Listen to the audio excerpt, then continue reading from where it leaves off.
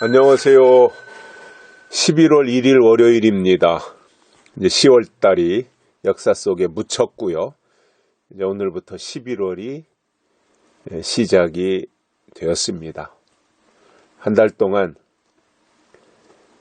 좋은 일들이 많이 있었으면 좋겠고요. 무엇보다도 우리에게 기쁨이 넘치는 이 한 달이 되기를 바랍니다. 11월에는 우리 큐티 보내드리는 배경 꽃을 11월에 꽃이 뭔가를 찾아보니까 한 몇 가지가 나오더라고요. 11월에 이렇게 피는 꽃이라고 설명을 해놨던데 그 중에 좀 마음에 예쁘게 피어있는 꽃들이 있어서 그것으로 선택을 했는데 꽃 이름이 알스트로메리아입니다. 알스트로메리아. 이 꽃으로 한 달 동안 꽃도 감상하시고 또 말씀 들으시면서 하늘의 소망도 간직하시고 또 영적으로도 믿음이 더욱더 배양되는 그러한 시간들이 됐으면 좋겠다라는 바람을 가져봅니다. 오늘 말씀은 사도행전 19장 17절에서 20절입니다. 에베소에 거하는 유대인과 헬라인들이 다 이 일을 알고 두려워하며 주 예수의 이름을 높이고 믿은 사람들이 많이 와서 자복하여 행한 일을 고하며 또 마술을 행하던 많은 사람이 그 책을 모아가지고 와서 모든 사람 앞에서 불사르니 그 책값을 계산한 즉 은 5만이나 되더라. 이와 같이 주의 말씀이 힘이 있어 흥왕하여 세력을 얻으니라. 아멘. 바울의 역사가 참 대단했던 거지요.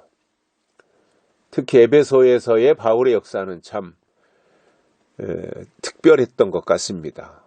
다른 지역에서도 바울의 전도 여행 1차, 2차, 3차 이런 여행 속에서 나타냈던 여러 모습들이 많이 있지만 특별히 에베소에서의 활동은 특별했다라고 보여집니다.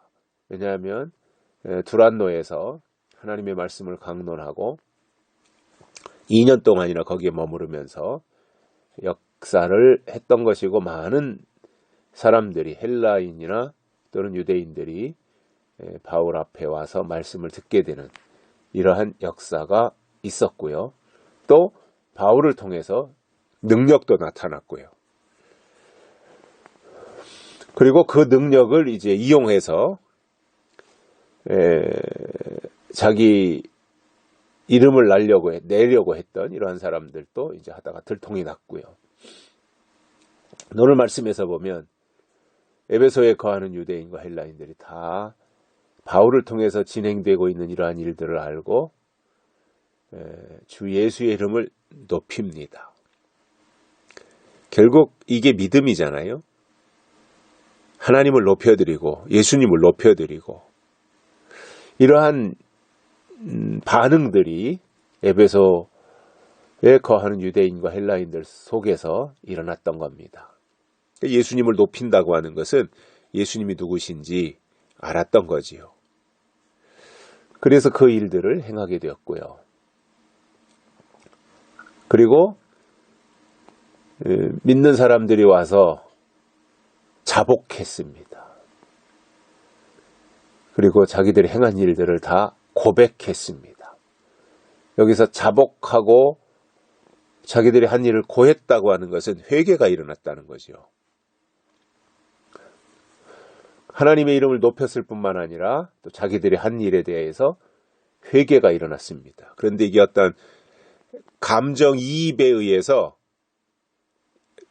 어떤 자의적으로 일어난 회개가 아니라 말씀이 들어가서 말씀에 의해서 자기를 발견하고 회개를 했으니까 이게 진짜 회개인 거지요. 많은 사람들이 분위기에 휩쓸려서 또 감정적으로 이렇게 순간적인 어떤 충동에 의해서 회개라고 하는 것을 하는 사람도 있지만 이런 경우에는 이제 근본적인 회심은 아닌 거죠. 회개는 했지만 회심, 돌아섬, 회심은 아닌 거죠. 하나님이 원하시는 것은 회심이잖아요. 회심. 회심을 하면서 회개가 일어나야 되는 거죠. 그런데 회개는 했는데 회심을 안 했다. 그 회개는 굉장히 자의적이라서 자기 감정에 치우쳐서 또는 분위기에 휩쓸려서 했던 것으로 여겨지는 거죠. 그러나 성경이 말씀하고 있는 진정한 의미의 회개는 회심, 방향 전환까지 포함하고 있는 큰 의미인 것을 알 수가 있습니다. 그래서 많은 사람들이 이제 와서 회개했고요. 또 마술을 행하던 사람들이 바울의 권위에 이제 굴복하는 거죠. 하나님의 역사 앞에 사로잡히는 거죠. 그래서 더 이상 이제 마술을 해가지고는 밥 먹고 살기 어렵다라고 하는 것을 알고는 아마 그 당시에 바울 당시 그 에베소 고린도 이 지역에는 마술하는 사람들이 제법 있었던 모양이에요. 지금도 우리나라에서도 보면은 아마 무당의 숫자가 굉장히 많을걸요, 우리나라에. 그 부여의 그 백마강, 부여에 있는 백마강 거기에서 몇 년 전에 전국 무당대회를 했었어요. 무속인들. 전국 무당대회를 했는데 거기에 모인 숫자가 뭐 몇십만 명 됐었다 그러더라고요. 30만 명이라나, 뭐 50만 명이라나. 그러니까 전국에 있는 무당들, 무속인들이 다 모여서 거기서 무당대회, 굿대회 이런 걸 한 거였죠. 그러니까 몇십만 명이 모였다고 하는 것은 그만큼 우리나라에 무속인들이 많다는 거예요. 저희 그 교회 주변에도 보면 우리 저희 교회를 둘러싸고 있는 여기가 뭐 도심 한복판이 아니고 이제 변두리잖아요. 근데 요 바로 옆에도 두 군데나 있어요. 이 무당 굿하는 사람들이. 그러니까 요 제 주변에도 그 정도인데 아마 서산만 해도 아마 수십 개 될걸요, 아마 이 무속인들이.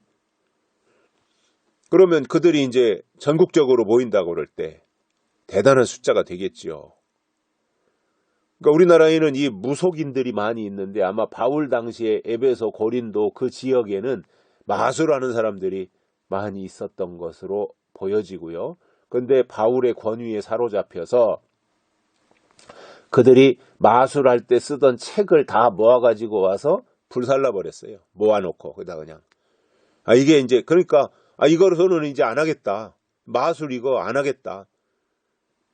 그야말로 대대적인 방향 전환이 일어나는 거죠.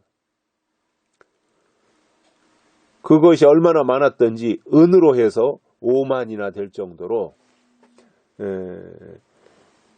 많았고요. 그러니까 요즘 돈 은 5만을 요즘 돈으로 하면 한 800만 원에서 1000만 원 정도 된다 그래요. 한 8, 900만 원, 1000만 원 정도. 그때 당시에는 은이 화폐의 단위였잖아요. 은이.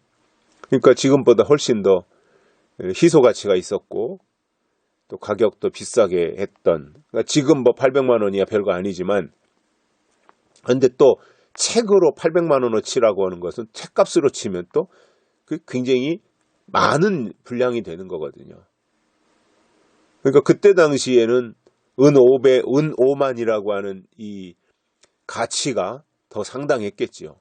그러니까 그만큼의 무당들이 가지고 있던 책이 많이 있었다는 것이고 그것을 다 자발적으로 누가 시켜서 한 것이 아니라 이제 하나님의 권위 앞에 압도당해가지고 그것을 가져다가 다 쌓아놓고 불태워버린 겁니다. 이와 같이 주의 말씀이 힘이 있어 흥왕하여 세력을 얻게 되는 주의 말씀이 힘있게 또 흥왕해서 점점 더 세력을 확장해 나가는 이것이 바울을 통해서 일어난 하나님의 놀라운 역사였습니다. 여기까지 하겠습니다. 감사합니다.